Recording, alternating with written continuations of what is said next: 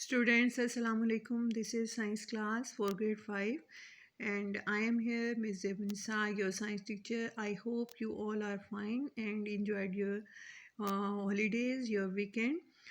Today we are going to do the our next topic, that is how sound travels. But before that, we should repeat in short way what we have done up till now, कि अभी तक हम जो कर चुके हैं उसको हम थोड़ा सा रिवाइज कर लें कि we have done that sound. What is sound? Sound is the vibrations which are produced from the vibrating body, यानी जो भी चीज़ वाइब्रेट करती है उससे साउंड प्रोड्यूस होती है. And we learn about different types of sound, like loud and soft sound, high and low sound. और जो इनमें डिफरेंस है डिफरेंट साउंड में, ये किस वजह से है? वाइब्रेशंस की वजह से. लाउड और साउंड सॉफ्ट साउंड में वाइब्रेशन जितनी हार्ड होगी, जितनी ज़्यादा होगी, उतनी ही ज़्यादा जो है लाउड साउंड होगी, और जितनी कम होगी उतनी ही सॉफ्ट होगी. इसी तरह हमने किया high and low sound. It depends upon the difference length of the vibrating body, कि जो कितनी जो वाइब्रेट कर रही है बॉडी, उसकी लेंथ कितनी है. Shorter the length, greater the vibration, and high will be the sound, और you can say greater the notes of sound. And जितना ज़्यादा डिस्टेंस जो है, लेंथ जो है वाइब्रेटिंग बॉडी की जो वाइब्रेट कर रही है ज़्यादा होगी, उतना ही कम जो है उससे वाइब्रेशंस प्रोड्यूस होंगी, और जो फ्री और उतनी ही कम जो है लोअर नोट की जो है साउंड्स प्रोड्यूस होती हैं. तो हमने क्या पढ़ा कि दो चीज़ों पे डिपेंड करता है साउंड में जो डिफरेंसेस आते हैं, जैसे लाउड है या सॉफ्ट है, हाई है या लो है. तो फर्स्ट तो है कि एनर्जी पे, कि जितनी आप हिट करेंगे ज़ोर से उतनी ही वाइब्रेशन ज़्यादा प्रोड्यूस होंगी. फिर सेकंड पॉइंट हमारे पास आया कि लेंथ कितनी होनी चाहिए वाइब्रेटिंग बॉडी की. जितनी लेंथ ज़्यादा होगी, लो वाइब्रेशन होगी, लो नोट्स प्रोड्यूस होंगी. Then we did what is frequency, the and pitch. So the number of vibration per minute of sound is called is frequency. और पिच जो होती है वो ये है कि कितनी हमारे कानों को जो है तेज़ आवाज़ सुनाई देती है या हल्की आवाज़ सुनाई देती है, वो उसकी जो है पिच कहलाती है. और हम ये कहते हैं कि high note has a low pitch, जिसकी हाई नोट्स होंगी वो उसकी पिच लो होगी, और low notes has a high pitch, यानी ये एक दूसरे के रिवर्स हैं. और फिर वी डिड कि ये पिच जो है वो कैसे जो है चेंज होती है. तो हमने ये स्ट्रॉ वाला प्रैक्टिकल किया. डिफरेंट लेंथ के स्ट्रॉ थे, तो जिसकी सबसे कम लेंथ है उसकी सबसे ज़्यादा जो है वो जो उसके मुताबिक पिच जो है वो चेंज होती है.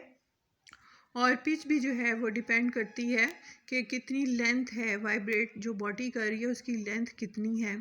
और हमने ये किया कि कॉलम एक जब हम ब्लो करते हैं एक स्ट्रॉ से, तो उसमें एक एयर का कॉलम डेवलप होता है, यानी हवा का एक अपना रास्ता बनाती है. तो जितनी ज़्यादा लेंथ होगी उतनी स्लोली जो है वो एयर उसमें से पास करती है, और उतनी ही लो नोट्स होती हैं. और जितना शॉर्ट होगी उतनी ही ज़्यादा.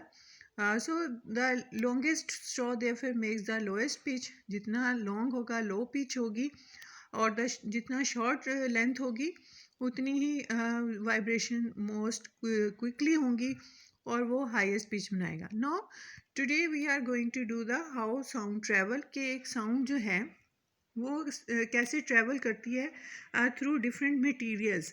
मुख्तलिफ़ चीज़ों से साउंड कैसे ट्रैवल करती है और किस में से ज़्यादा ट्रैवल करती है. कई जगह ऐसी होती हैं जहाँ हमें कम आवाज़ सुनाई देती है, कहीं ज़्यादा सुनाई देती है. तो उसका रीज़न है कि वेयर वी आर स्टैंडिंग और through which thing we are listening the sound, कि हम किस चीज़ में. तो जो साउंड है वो ट्रैवल करती है फास्टर थ्रू सॉलिड्स. सॉलिड चीज़ों से ज़्यादा फास्ट ट्रैवल करती है, जैसे कि वुड हो या स्टील हो, as compare to the air. Air में जो है वो स्लोली मूव करती है. अगर आप ये जैसे ये एक पिक्चर में देखें और आप उसमें एक इसी तरह से सेटिंग करें एक रिस्ट वॉच की, और एक करीब होके आप सुने तो आपको वॉच की जो है टिक टिक की आवाज़ सुनाई देगी। Then press your ear right against the wood, और फिर अपना जो है कान जो है बिल्कुल उसके साथ लगा दें, और फिर आपको एक डिफरेंस फील होगा। तो वो क्या डिफरेंस होगा कि जितना आप करीब कर लेंगे कान को, आपको ज़्यादा साउंड सुनाई देगी, और जब आप डोर से दूर होते हैं, एयर में होता है आपका कान, तो उसमें जो है आपको आवाज़ कम सुनाई देती है।